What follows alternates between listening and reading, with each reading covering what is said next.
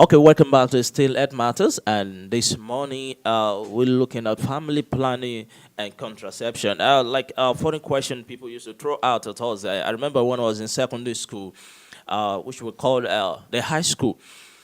People will always ask about a female, especially those female girls, how are you doing family planning? And those are those funny what people throw at people. And you're just wondering, like we actually, the younger one, we actually we're not familiar with the word family planning, but thanks to the federal government initiative of trying to send this message across, that is why the inventions of media campaigns has actually helped both the elite and those who are just close to that region, let's just say the educated and uneducated, to actually understand the importance of family planning. And come to contraception, I believe I will not be the right person to do justice today. Today, we have our program officer for Nigeria Urban Reproductive Health Initiative, Dr. Duduyemi Adiola, in the studio with us today. Hello, doctor. Hello, good morning. Good to be here. All right, how are you doing today? I'm very well, thank you. All right, for those who are tuning in, who are joining us, we have Dr. Duduyemi live with us this morning. I think my question is going to be very simple. A lot of us, we actually know about family planning method, but the people out there may not even actually have the true understanding. People are just becoming with their different terminologies or definition. Hearing from you, what is really family planning? Thank you very much. Family planning, for me, for young generation now, we try to change the word to life planning, because when you talk family planning, they begin to wonder, I don't have a family that I want to plan. But when you say life planning, it's not just about having a family. Okay. So family planning, according to the WHO, is a way of living and thinking that is based upon an informed choice in which an individual or a couple, come together and choose a method based on, their understanding of the method. And it's not just for the individual at large, it affects both the community, the nation, and everyone at large. So family planning is not just about someone, it's about the nation at large, because there are different ways in which it affects every individual. Looking to nation at last, one of the things I do remember is that they do tell us that it will help to reduce our population. Is that true? Well, it could be and it may not be, because when we are talking about population, we Okay. are talking about having number of children that you are able to cater for. So if every individual plans to have the number of children they can cater for, in a way it could reduce our population. And in another way, it could help us in the sense that if every child has an education, even if we have a large number, that large number is able to contribute to the economy, because everyone is empowered. Because even if you don't have an education, at least you have a training, because you have been planned for. And, that saves you the stress of having to, struggle through life. All right, doctor, how effective is family planning method? Family planning is very effective, but like we say, there's no 100%, but most of the methods are over 99.9%, accurate in terms of preventing pregnancy. And sometimes it's also based on use, because we have methods that depend on the individual, how they are able to use it properly to prevent pregnancy. So, I remember your word, it talks about way of living and thinking and having informed choice. Yes. I know a lot of people actually how they are familiar with this, but the importance of informed choice, why is this necessary? Though I have the answer already, that the husband and the wife must be involved in making the family planning method choice. Yes, it's really very vital, because one, we believe that if we're talking about a family now, the husband and the wife should mutually plan together about their family, probably determine the number of children they want to have. And when we talk about methods, the methods are such that you are able to go through all the methods, and we also look at your health status. If you're hypertensive, there are some methods that you may not be able to use if you have uncontrolled hypertension. So it means that you are able to sit down, look at the methods, look at which is suitable for you. For instance, somebody that forgets things easily may not be able to use a daily pill. Okay. You understand? So it depends on what you have been able to see that is suitable for you as an individual. So that's why we say we don't force it on people. We have to go through a process of counseling in which you are taking through the methods, and based on this, you make your choice, and because we are comfortable with that. Also, I think we need to appreciate that the family plan method really helping us right now. Those days when our fathers we always have 12 children. And I wonder how, but they are coping well. But comparing with our own system right now, it's like a lot of us actually, we're even afraid of having 4 at home. In those days they had farms and they were rearing the children for the farms. But these days, how many people have farms that are taking children to? So now for you to have children, you need to plan for them.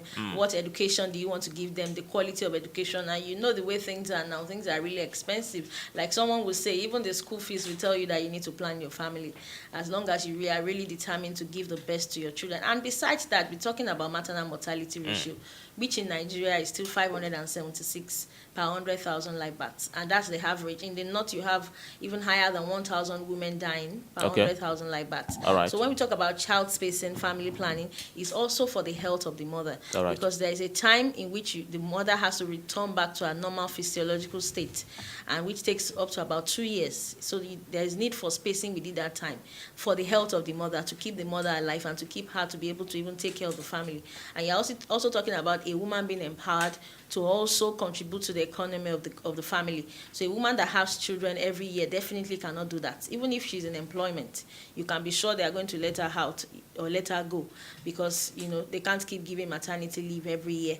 So the advantages are numerous. The child is able to get better care, proper breastfeeding, bonding with the mother. Even the father is at rest, because you are sure that the fact that you have a sexual relation with your wife does not necessarily mean she'll be pregnant, because you are not ready for it. So your mind is at peace. You are able to plan better, and there is proper bonding with the family. The father is not running up and down because he needs to make ends meet because of the children he hasn't planned for. And the child too will get a better education, because he or she is well planned for. And it goes back to the community. We have overstretched infrastructures, because we have a number of children that we did not plan for, the community did not plan for, the schools did not plan for. So the infrastructures too, will be able to last longer, and we'll be able to take care of what we have. And so by the time you go back even from the community, you go to the state, you are able to increase economic empowerment of people, because we find out that in Nigeria we have a high population of dependent people. So more people are dependent on the independent people. So that means there is stress on those that are really working. And at the end of the day, instead of investing their money, they have to spend it on these other people. You understand? So it trickles down. The effect trickles down beyond just the family. That was the point I was trying to make the other time. All right. When we come back from this break, my question will be, how does the family planning works? And for those who are tuning us today, who are joining us, this is Earth Matters, and we are still live with Dr. Duduyemi Adiola. She's a program officer of NOHI. NOHI is Nigeria Urban Reproductive Health Initiative. I remember the phone line this morning is 081 39 26 0994. If you are calling outside Nigeria, remember to use the international code +234. Or you can tweet at us also at Pinnacle at Haro. When we come back from this break, stay tuned and don't change that.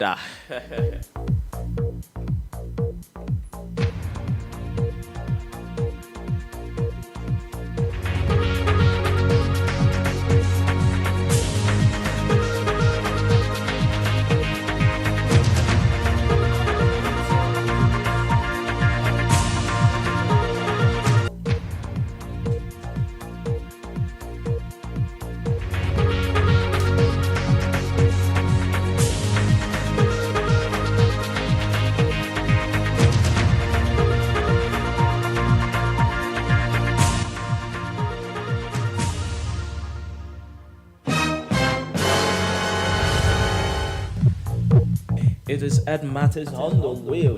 This is Ed Matters on the wheel. Trust you doing fine. Don't go away. The baby needs a tribute for the mother. A child is meant to play. It's the time to bond with my child. The child is thinking of something that is natural as a disease. It will affect the way they manage those conditions. Some people don't know that you intentionally set some goals for your family. But there's so much more we need to do when it comes to mental health in Nigeria, because we have one psychiatrist to 1 million Nigerians. It is Health Matters every Monday and Friday on your number one health radio, Pinnacle Health Radio. Download our Android app on Play Store or listen via www.pinnaclehealthradio.org.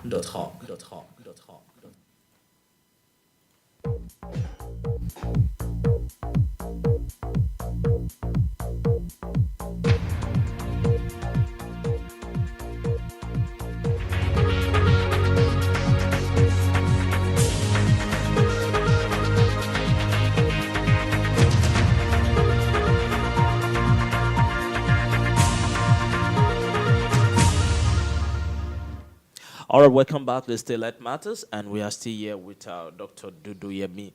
Today, so straight to my question is, how does the family planning work? Okay, we have various methods and Okay. they work in various ways. We have the hormonals and the non-hormonals. And based on this, we have the natural methods. And the natural methods are such as the lactational amenorrhea method, when a woman is breastfeeding exclusively. And by exclusively, I mean that she's not expressing milk in the house and going out. Okay. Because what happens is as the child suckles the breast milk, from the breast, there's an hormone that is released, which is prolactin hormone, and that prevents estrogen from being released and also prevents ovulation. Okay. So the woman is less likely to get pregnant because she's not ovulating, she's not menstruating. So that's one of the natural methods, but it's usually just for the first 6 months after delivery. And also for the natural methods, we have the thermal method, the basal temperature, in which the individual is taught how to check. We have the ones in which the individual is taught how to check her cervical mucus to see she's able to recognize when she's fertile and when she's not fertile. Then we have the cycle beads. It's in form of beads that you keep, and you are taught how to use it if your cycle is regular. Talking about the natural methods. And number one, of course, method is the abstinence. That's an individual that is not sexually active. Okay. Before we go on to the natural methods, then you now go on to the barrier methods. I'm sure most of us have heard about the condoms. The female and the male condoms are All right. available. So I think for we can barrier regard methods. that as contraceptives. Yes, it's a Okay. contraceptive, even though it serves a dual purpose All right. of preventing STIs or HIV and also pregnancy at the same time. That's the barrier method. Then we can move on to the hormonals. For the hormonals, we have the pills, the oral contraceptive pills. We have the combined oral contraceptive pills, which has the estrogen and the progesterone hormone.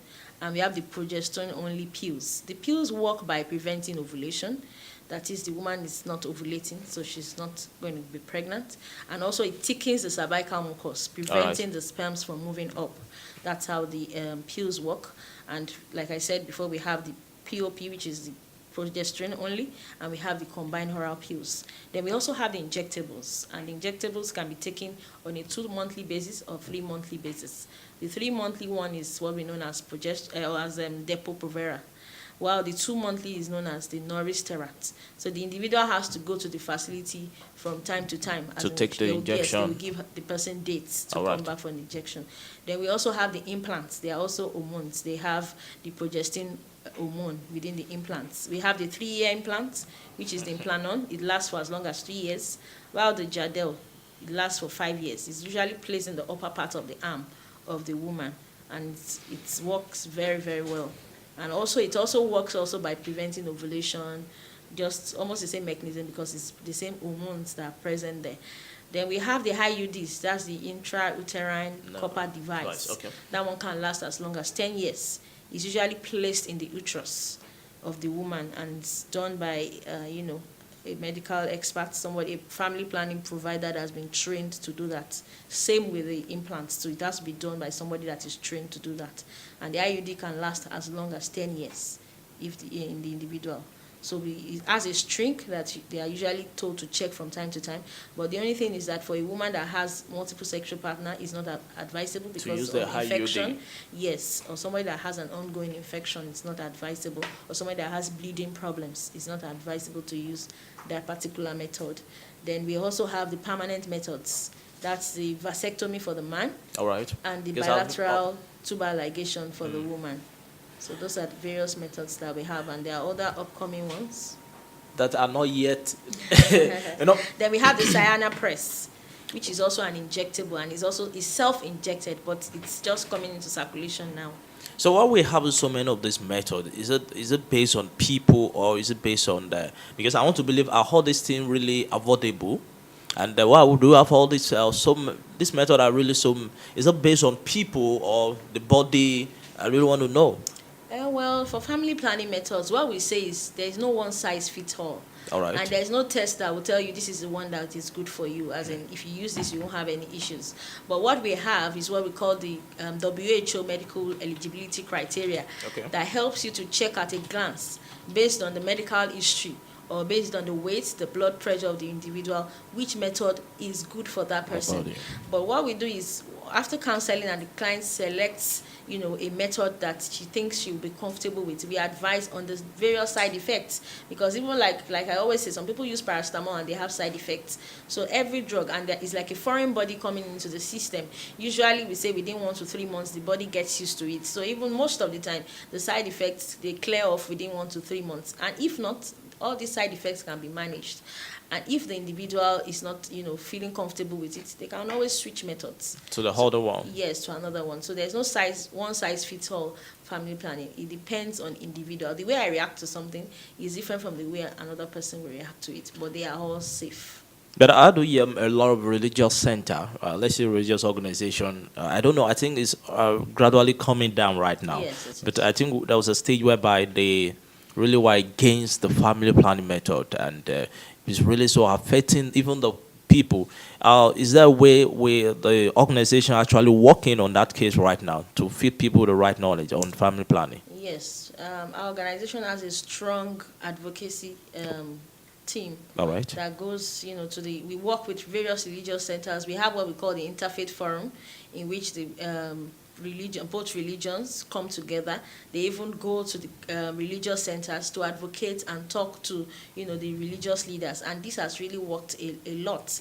That in a lot of the local governments in Lagos State, they go on, talk. Even the religious leaders are the ones now talking to their, followers about family planning. So this has really helped a lot to reduce all the biases, the myths and the misconceptions about family planning. Because one thing is, once people have the correct information, they are able to make the right decision. Because before now we had a lot of myths and misconceptions, a lot of rumors, which is just hearsay. People said this, people said this. But when people are educated to have the right information, they are able to make the right choices. And I believe that over time, this will really they're going to change.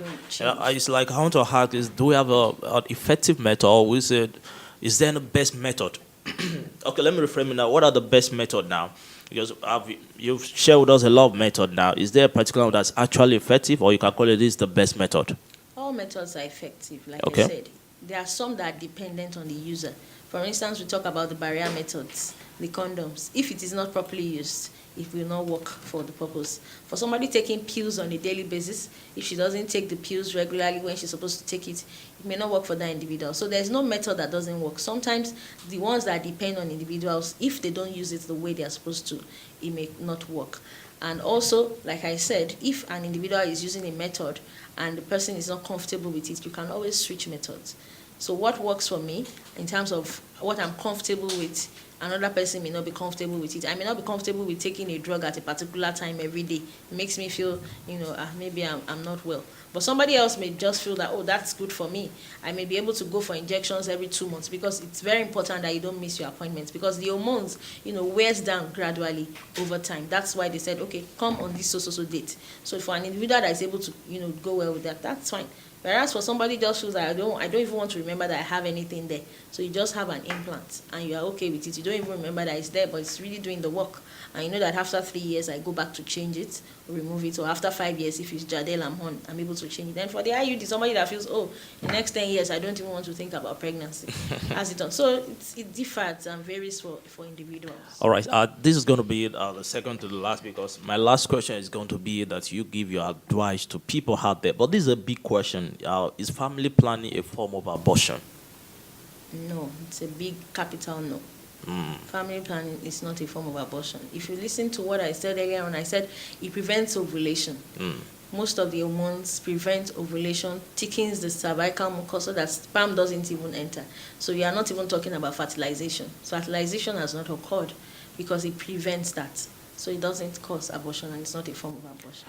All right, this is really wonderful with Dr. Duduyemi today.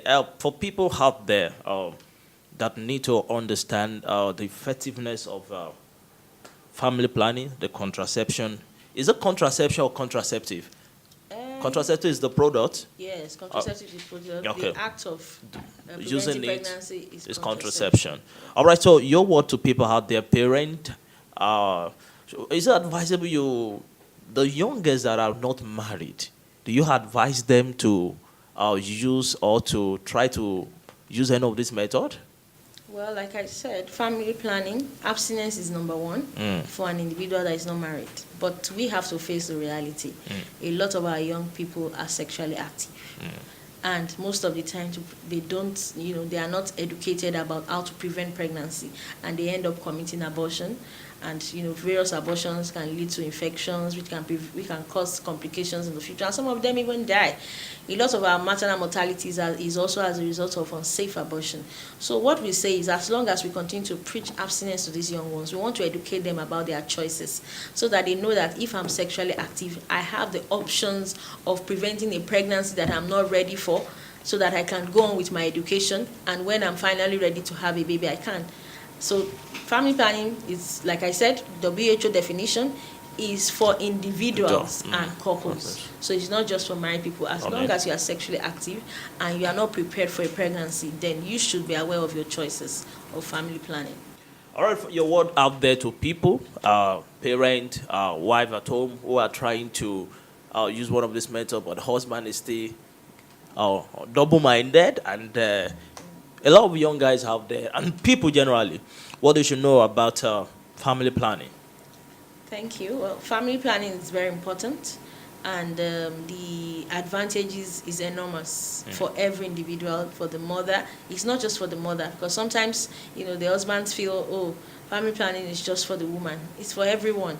So the husbands should encourage their wives to take up family planning methods as long as they are not ready for another pregnancy. It's for them to be able to plan their family. And we have centers all over the place where family planning can be accessed, both in the private facilities, in the public facilities. In Lagos, they are free. Family planning services are free in the public facilities, all right, so they can access them. And most importantly, they should go to the facilities to get correct information and not just, base their belief on hearsays, rumors, myths, and misconceptions. They are all over the place. So it's better to have the correct information that will help you to make an informed choice that will help better the life of the family, the community, the state, the nation, and the world at large. Thank you. All right, that was Dr. Duduyemi Adeola, the program officer of NOI. I think I pronounced it right out. Nigeria, NORI. That was Nigeria Urban Reproductive Health Initiative. Thank you, Dr. Duduyemi, for joining us today on Health Matters.